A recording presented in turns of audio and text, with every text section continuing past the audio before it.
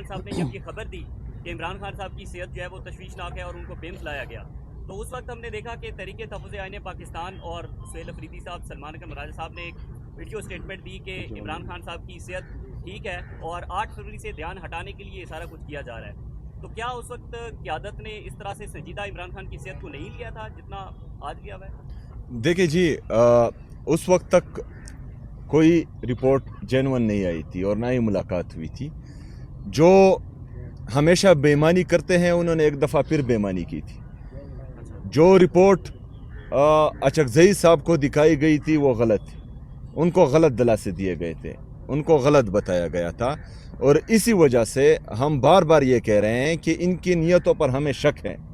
یہ پہلے بھی جھوٹے تھے، یہ آج بھی جھوٹے ہیں اور یہ ہمیشہ جھوٹے رہیں گے۔ اس کے بعد ان کی کسی بات پر ہمیں کوئی اعتماد نہیں ہوگا۔ اس کے بعد جس طرح کہ ہم کہتے ہیں کہ عمران خان صاحب کے ذاتی معالج، ان کی فیملی کی نگرانی میں ان کا علاج ہوگا، اور جس اسپتال میں ہم کہتے ہیں اس میں ہوگا۔ تو جب یہ ہوگا تو ہم مطمئن ہوں گے، اس کے بعد ہم مطمئن نہیں ہوں گے، یا اس کے علاوہ ہم مطمئن نہیں ہوں گے۔ نہیں میں تھوڑا سا ون بائی ون جی ون بائی ون۔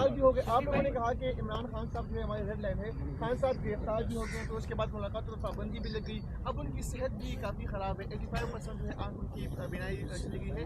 پلاننگ کیا ہے، لائمل کیا ہے آپ کے پاس؟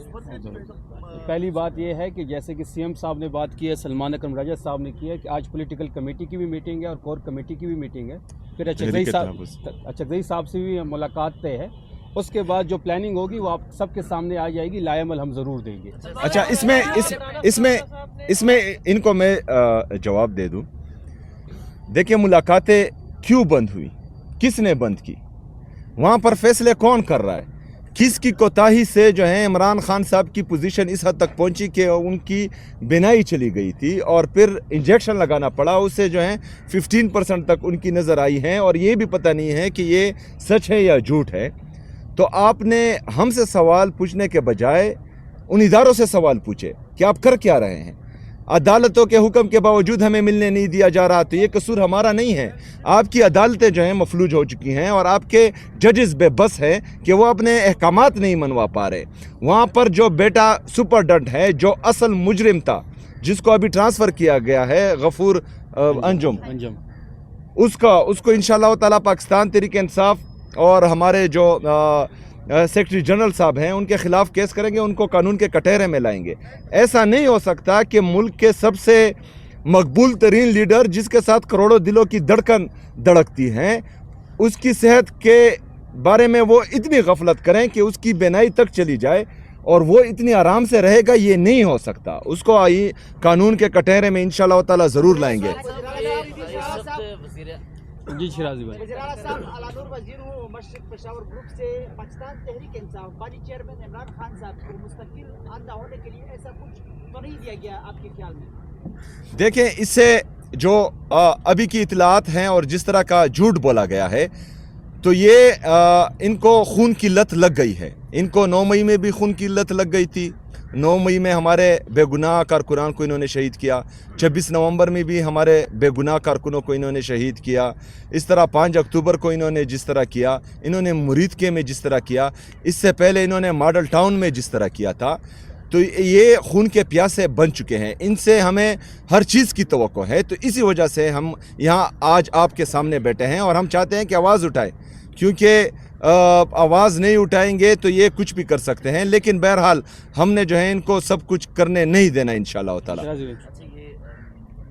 ابھی میں نے ذکر کیا غفور انجم کا، تو یہ تو ایک شخص ہے، اس سے قبل تاریخ میں ہمیشہ جو طاقتور اصل ہوتے ہیں، آرمی چیف یا عہدیدار، یہ لوگ کام کرتے ہیں سیاسی مخالفین کے حوالے سے یا قوت کو دبانے کے لیے۔ اس وقت بھی چونکہ آپ جو مرضی اس کو مانیں، لیکن حقیقت یہی ہے کہ ملٹری اسٹیبلشمنٹ کو ایک سیاسی قوت مل چکی ہے جو انہیں آپ کے بجائے متبادل طاقت فراہم کر رہی ہے۔ تو اس میں چند افراد جو عہدیدار ہیں، سرکاری ملازم ہیں، ان کی بجائے اس نظام کے حوالے سے جس میں ایک طاقتور شخص ہے، اس کے خلاف کیا کر رہے ہیں آپ؟ تو صرف ایک شخص کا نام لے کے سائڈ پہ ہو جائیں گے؟ دیکھیں، جو طاقتور شخص ہے اس کو مزید طاقت دینے والی یہ جعلی اسمبلی ہے، جس نے جو ہے 26ویں اور 27ویں آئینی ترمیم کو پاس کیا. جو یہاں پر بیٹھے ہیں, آپ اس کو سیاسی قوت اس لیے نہیں کہہ سکتے کہ پورے پاکستان میں وہ 17 سیٹوں کے ساتھ یہاں پر بیٹھی ہے. ہم تو یہی کہہ رہے ہیں کہ عدالتوں کو بھی انہوں نے مفلوج کیا, جمہوریت کو بھی انہوں نے مفلوج کیا, پارلیمنٹ کو بھی انہوں نے مفلوج کیا, صحافت کو یہ کنٹرول کر رہے ہیں. تو یہ تمام جو ہیں یہ جمہوریت کے پلرز ہیں اور اس سے ہی جمہوریت طاقتور ہوتی ہے. لیکن بدقسمتی سے اقتدار کی لالچ میں 17 سیٹوں والوں کو جو ہے اقتدار پر بٹھا دیا گیا. اور صرف غفور انجم نہیں, پنجاب کی جعلی حکومت, وفاق کی جعلی حکومت, یہ خود اور ان کے لانے والے, ان سب کو جو ہے انشاءاللہ تعالیٰ قانون کے کٹہرے میں لائیں گے. سلمان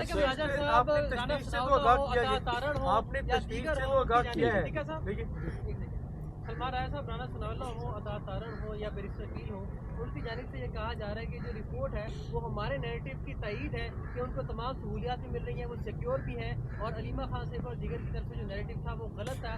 بظاہر یہ لگ رہا ہے کہ وہ خان صاحب کو شفٹ کرنے کے لیے ہسپتال میں کہیں تیار نہیں ہے. اس کا آپ کیسے رسپونڈ کریں گے؟ دیکھیے کیسے ان کے جھوٹے نیریٹو کی یہ تائید ہے.